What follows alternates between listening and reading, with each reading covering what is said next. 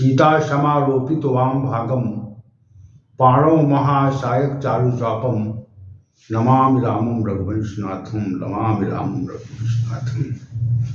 वसुदेव सुतम देवम कंस चाणूरमर्दनम देवकी परमानंदम कृष्णं वंदे जगद्गुरुं कृष्णं वंदे जगद्गुरुं। कृष्णाय वासुदेवाय हरे परमात्मने प्रणत क्लेश नाशाय गोविंदाय नमो नमः गोविंदाय नमो नमः। हम आज सभी पुनः भगवत गीता के इस विशेष ज्ञान सत्र में विशेष स्थान पर बैठ करके अध्याय संख्या 8 पर चर्चा कर रहे हैं। अध्याय संख्या 8 का श्लोक संख्या 16 आरंभ हो चुका है और भगवान श्री गोविंद की कृपा से ये सत्र निरंतर चलता है और उनकी कृपा से ही इस सत्र का अवसान भी होता है।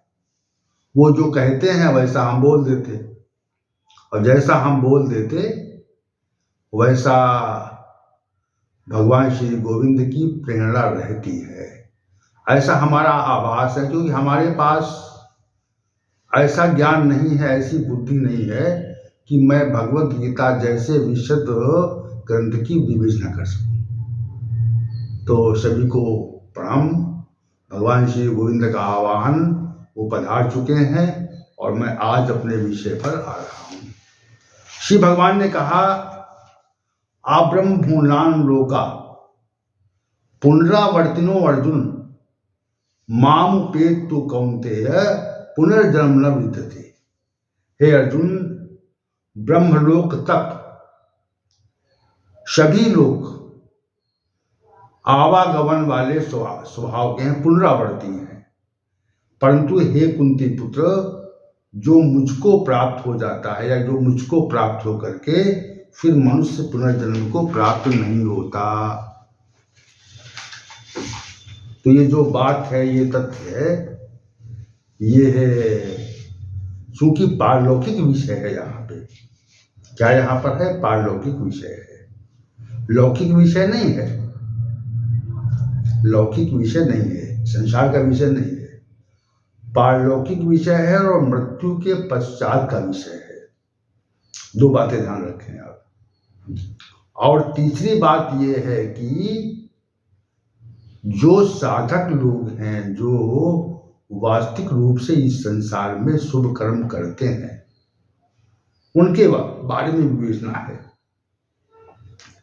देखिए, हम सभी संसार में जितना अधिक कार्य करते हैं तो उन्हीं कार्यों के फलस्वरूप, उन्हीं कर्मों के परिणाम के स्वरूप हमको संसार की वस्तुएं प्राप्त होती हैं।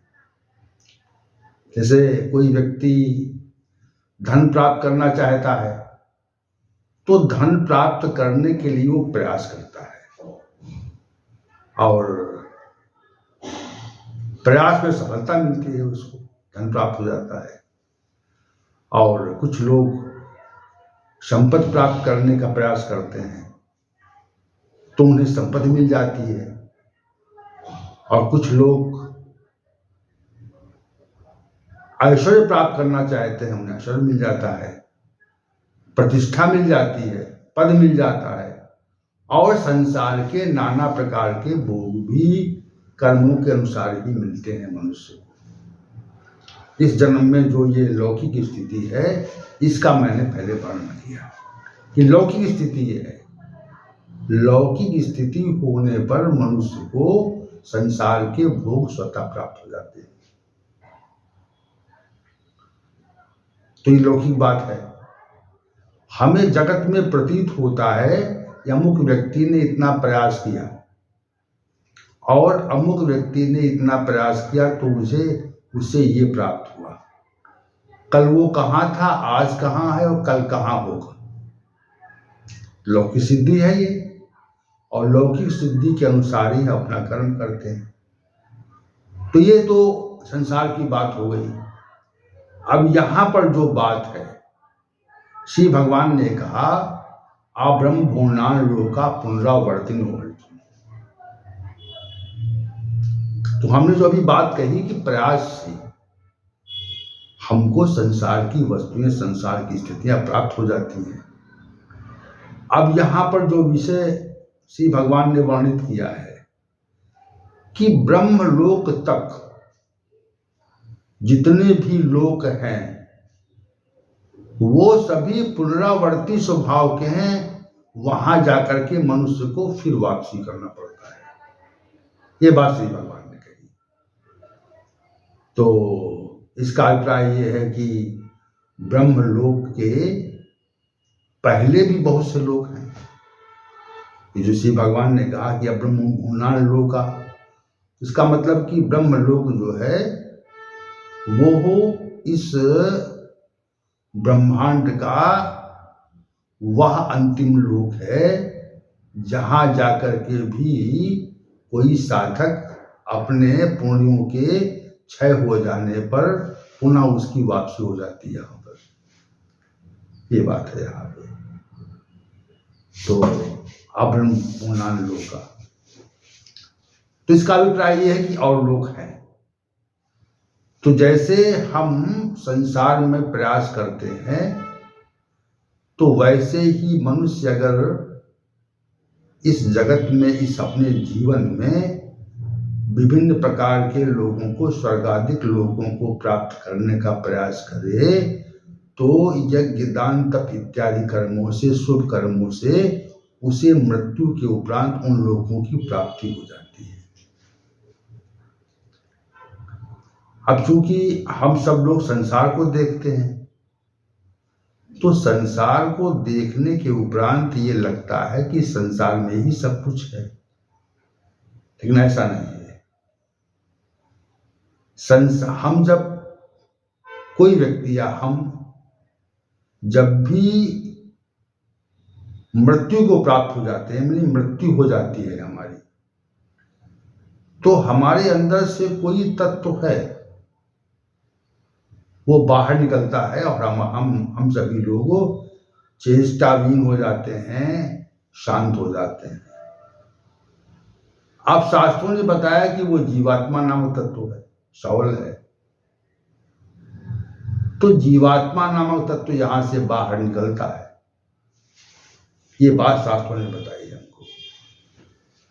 अब यहां पर मनुष्य के कार्य की दो स्थितियां हैं।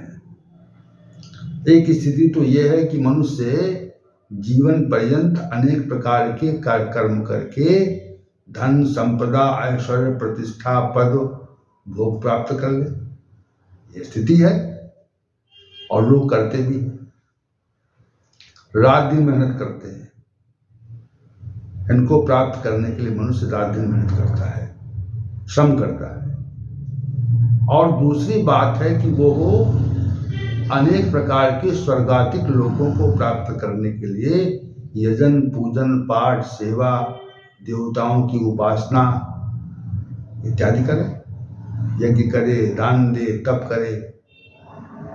तो मृत्यु के पश्चात जो जीव है, जो हमारे शरीर में आबद्ध था, वो इस शरीर से निकलने के पश्चात अपने कर्मों के परिणाम से अनेक प्रकार के स्वर्गादिक लोगों को प्राप्त कर लेता है। ऐसा वर्णन शास्त्रों में है, शास्त्रों का ऐसा मानना है। अब चूंकि पारलौकिक विषय है ये, इसलिए इस पर हम कितना कुछ कह सकते हैं, हमारी कितनी आस्था है। परंतु आस्था हो अथवा न हो, जो पारलौकिक विषय हैं उन विषयों को हमको मानना पड़ता है। पारलौकिक विषयों को हमें मानना पड़ता है। इस जगत के इतर जो कुछ भी है, इस संसार के बाहर जो कुछ भी है, तो उस संसार को हमको मानना पड़ता है।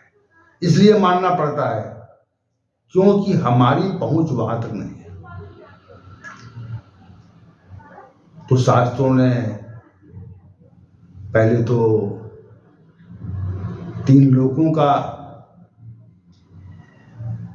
की बात कही, पाताल, पृथ्वी और स्वर्गलोक। फिर 7 नीचे के लोक और 7 ऊपर के लोक, अथा अधालोक, अतल, सुतल, वितल, महातल, पाताल इत्यादि। और वैसे 7 लोक ऊपर के बताए, तो जनलोक, तपलोक इत्यादि बताए। तो इन लोकों में भी लोग वास करते हैं। अब चूंकि इन लोगों की जो स्थिति है, इन लोगों की जो स्थिति है वो वास्तविक रूप से है,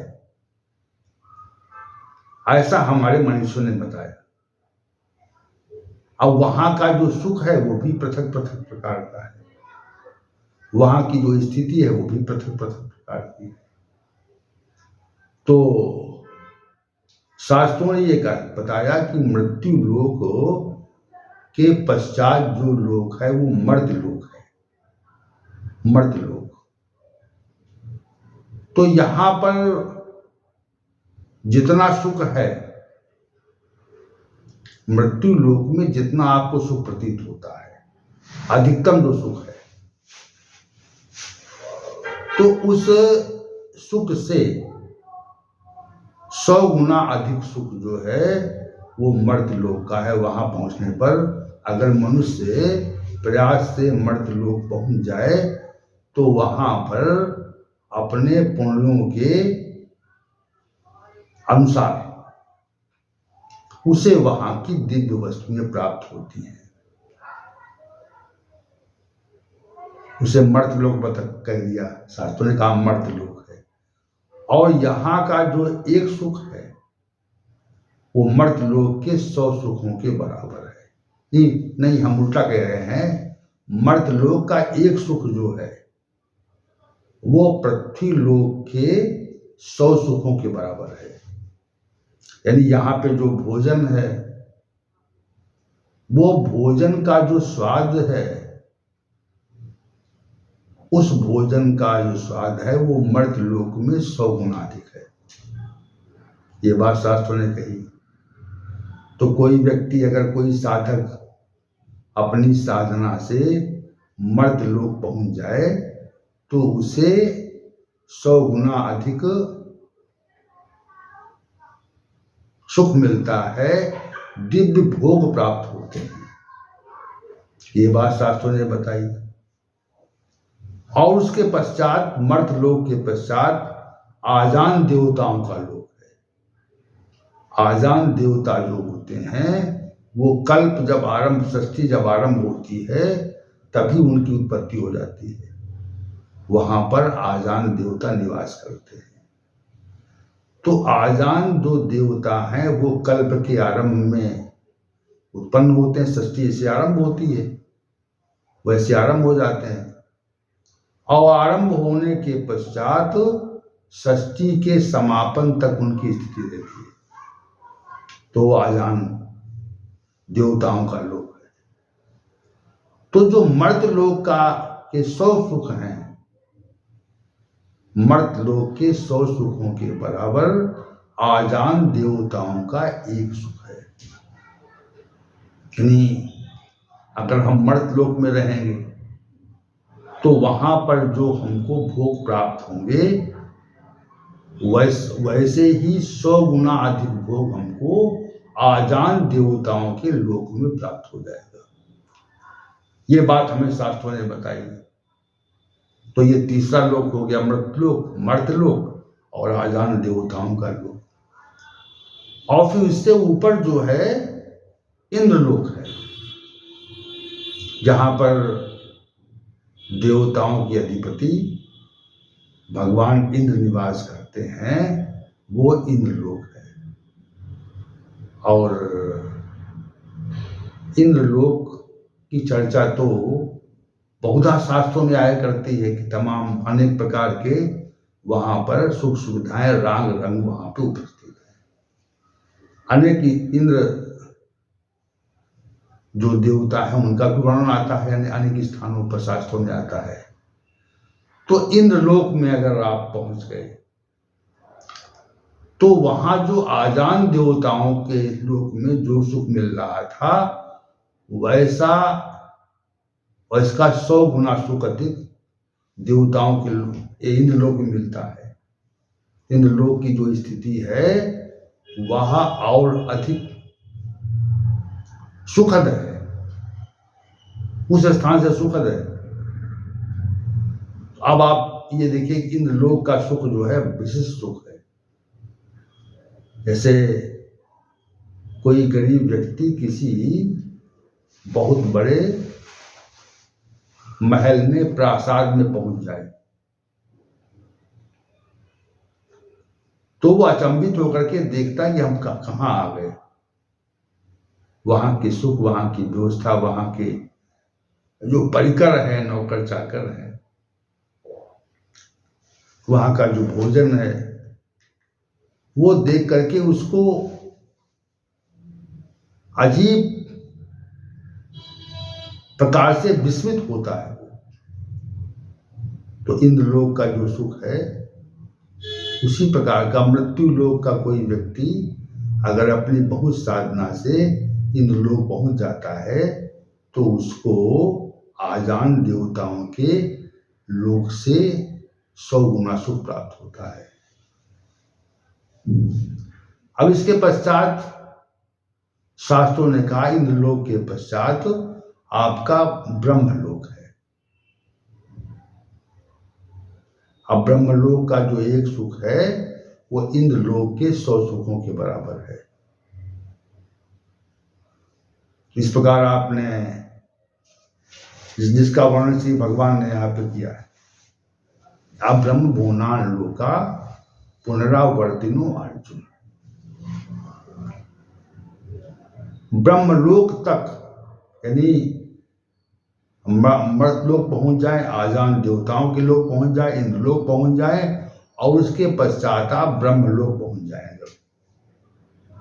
बहुत तपस्या आपकी प्रबल हो जाए तो जो ब्रह्मलोक पहुंच जाएंगे आप, तो भी श्री भगवान कहते हैं वहां से आपकी वापसी होगी। जैसे आपके पुण्य क्षीण हुए, चूंकि ब्रह्मलोक पहुंचना तो इतना आसान नहीं है। ब्रह्मलोक पहुंचने के लिए मनुष्य को बहुत तपस्या की आवश्यकता होगी। ब्रह्मलोक तो जाने के लिए मनुष्य को बहुत कुछ यज्ञ, दान, तप जीवन पर्यंत करना पड़ेगा, तब उसे मृत्यु के पश्चात ब्रह्मलोक की प्राप्ति हो सकती है। और ब्रह्मलोक उसे प्राप्त हो गया अगर, और फिर वहां पर जो निवास की अवधि है रहने की, जो काल है वहां पर, वो भी काफी समय तक। ऐसे यहाँ पर हम लोग कोई 60 साल लेता है, कोई 70 साल लेता है, कोई 80 साल लेता है, और कुछ बिरले लोग 90 साल 100 साल तक जीते हैं। तो एक समय है ना, इस जीवन का एक समय है, और समय के उपरांत वो जीवन जो है विराम ले लेता है। हमारे जो शरीर हैं, शरीर के अंग हैं, वो थक जाते हैं और हमारी मृत्यु हो जाती है। परंतु यहाँ की जो छोटी सी अवधि है वो ब्रह्मलोक में हजारों लाखों वर्षों की अवधि तक मनुष्य रहता है। और हमारे मन में लोभ उठ रहा है कि हम ऐसी तपस्या करें कि ब्रह्मलोक पहुंच जाए।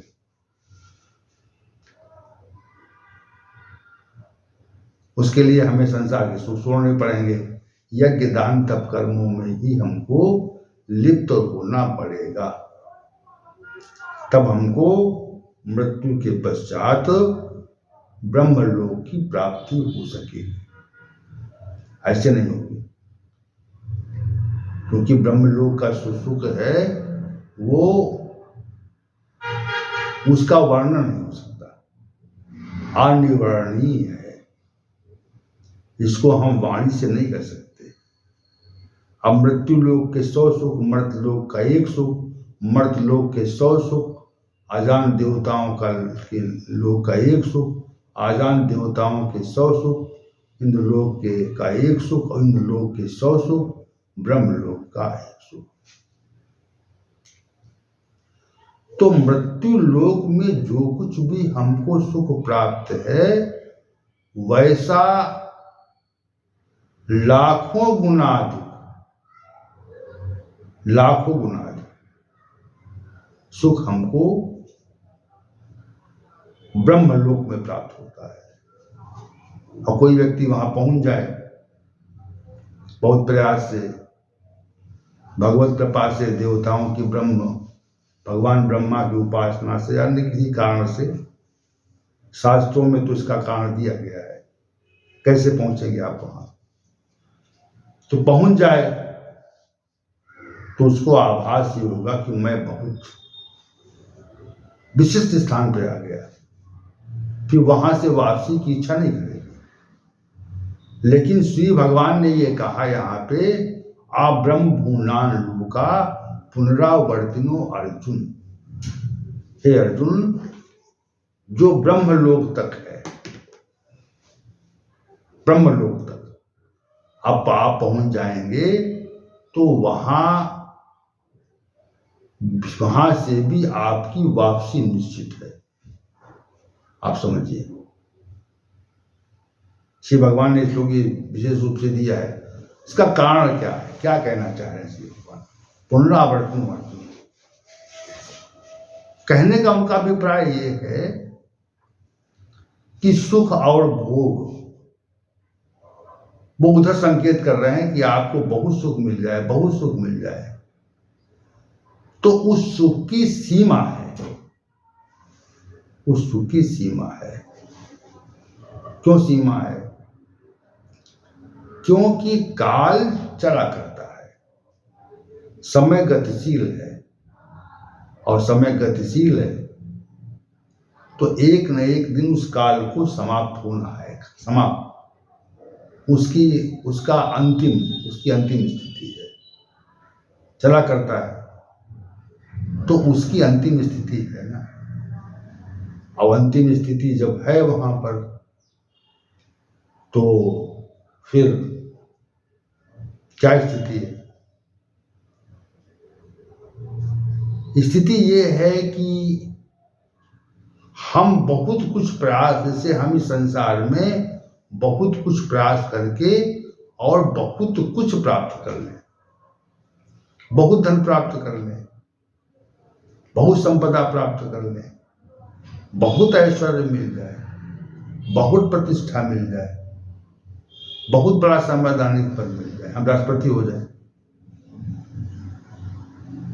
तो उसके उपभोग की सीमा है, उसका काल है, समय है, अवधि है। इसलिए श्री भगवान तभी कहते हैं कि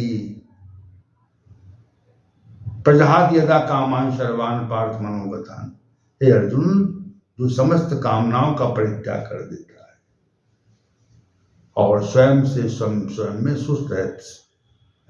तुष्ट रहता, आत्मना वास्तुष्टा, वही समाधि को प्राप्त कर लेता है, स्थित प्रज्ञ हो जाता है। तो कहने का अभिप्राय यहाँ पर ये है कि संसार में बहुत कुछ प्राप्त कर लिया जाए, फिर भी वो समय के साथ हमारी मृत्यु होगी और समय के साथ वो छूट जाएगा, उसकी अवधि है, उसका काल है। तो वैसे ही श्री भगवान ये संकेत कर रहे हैं कि अगर आपने बहुत प्रयास से ब्रह्मलोक भी अर्जित कर लिया है, जिसका शास्त्रों में बहुत विशद वर्णन है, तो बहुत कुछ अर्जित करने के बाद में भी वहां से आपकी वापसी हो जाएगी, वहां से आपको लौटना पड़ेगा। क्योंकि देखिए, भगवत गीता जो शास्त्र है वो ब्रह्म विद्या का शास्त्र है और सर्वोत्कृष्ट शास्त्र है। और इसका जो स्पष्ट संकेत ये है कि हम अपने जन्म और मृत्यु के चक्र से अपने को मुक्त करें। इसका परम उद्देश्य यही है कि हमें अपने को इस जन्म और मृत्यु के चक्र से मुक्त करना है और भगवान श्री गोविंद का दर्शन करके इस जगत से हमको छुटकारा लेना है। यही शास्त्र का उद्देश्य है। तो प्रत्येक शास्त्र अपने उद्देश्य को दृष्टिगत रख करके अपनी बात को प्रस्तुत करता है। तो यहाँ जो प्रस्तुतिकरण है उसी बात को लेकर के कि अगर आपने प्राप्त कर लिया तो प्राप्त करने के बाद जैसे आपके पुण्य क्षीण होंगे आपको पुनः मृत्यु लोक में आना पड़ेगा, जन्म ग्रहण करना पड़ेगा। इसको कोई रोक नहीं सकता। 1000 साल रहेंगे, 2000 साल रहेंगे, आपको वापस आना पड़ेगा। तो चूंकि ये जो भगवत गीता शास्त्र है इसका जो उद्देश्य है वो एकमात्र उद्देश्य ये है कि हम कैसे इस संसार में रह करके जन्म मृत्यु के चक्र से अपने को मुक्त करें, उसका उद्देश्य है। और इस उद्देश्य की पूर्ति के लिए ही श्री भगवान ने इस शास्त्र की विशेष विवेचना की, बताया ऐसा करो, ऐसा करो, इस तरह करो। तो बार बार वो साधक को प्रेरित करते हैं कि देखो बहुत कुछ मिल जाएगा, संसार में आपको बहुत मिल जाएगा, या आप मृत्यु के पश्चात ब्रह्मलोक तक पहुंच जाएंगे, फिर भी लौट आएंगे। ये बात श्री भगवान कह रहे हैं, आप ब्रह्म भुवनान लोका पुनरावर्ती स्वभाव का है, वापसी है। ब्रह्मलोक तक जितने भी लोग हैं उनसे आपको वापसी करनी ही पड़ेगी, चाहे आप मर्त लोग पहुंच जाएं, चाहे अजान देवताओं के लोग पहुंच जाएं, चाहे इंद्र लोग पहुंच जाएं और चाहे ब्रह्म लोग पहुंच जाएं। आपको वहां से वापसी करनी पड़ेगी। ये इस श्लोक का पूर्वार्ध से ये स्पष्ट करता है। उसकी अवधि है, उसकी सीमा है। भगवान अपने भक्त को चाहते हैं कि वो हमारे सानिध्य में रहे, हमसे दूर न जाए। इस बात को दृष्टिगत रख करके भगवान उपदेश देते हैं और उसी उपदेश पर चलाने के लिए वो अपने भक्त को प्रेरित करते हैं, तरह तरह की बात कहते हैं, घुमा कहते हैं, इस तरह कहते हैं, उस तरह कहते हैं। उनका उद्देश्य यही है कि हम सब बात बताएं और उसको अपनी तरफ लाएं। श्री भगवान के जो उपदेश है, जो कहना है, जो उनका प्रवचन है, उसका एकमात्र उद्देश्य ये है कि वो अपने भक्त को या मानव मात्र को, जीव मात्र को अपनी ओर आकर्षित करना चाहे कि बहुत कुछ मिल जाएगा संसार में, फिर जन्म देना पड़ेगा, फिर दुख झेलना पड़ेगा, दुखालयम कहा पहले। इसलिए श्री भगवान ने ये बात कही, अब ब्रह्म भुवनान लोका पुनरावर्तिनो अर्जुन। हे अर्जुन, ब्रह्मलोक तक जितने लोग हैं वो सभी पुनरावर्ती स्वभाव के हैं। इस बात को समझें आप। और फिर पुनरावर्ती स्वभाव कौन नहीं है? पुनरावर्तन कहां से नहीं होता, कहां से आपकी वापसी नहीं होती, इस बात के लिए श्री भगवान ने इस श्लोक संख्या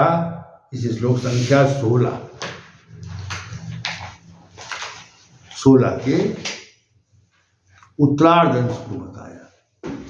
माम उपेत कौन्ते पुनर्जन्म न विद्यते। हे अर्जुन, मुझको प्राप्त होकर के मनुष्य का पुनर्जन्म नहीं होता। फिर पहला वाला श्लोक जो है उसमें इसका जो श्लोक संख्या 16 का जो पूर्वार्ध भाग है, इसको कहने के बाद में उत्तरार्ध में यही कहा मामुपेत कौन्ते पुनर्जन्म न विद्यते। मुझको प्राप्त होकर के मनुष्य का पुनर्जन्म नहीं होता, तो मुझको प्राप्त करो। ये वो संकेत कहने का उनका जो कहने का अभिप्राय है वो ये अभिप्राय है। देखिए, प्रत्येक श्लोक का इसमें अभिप्राय है और श्री भगवान जीव को अपनी ओर घसीटना चाहते हैं, आकर्षित करना चाहते हैं।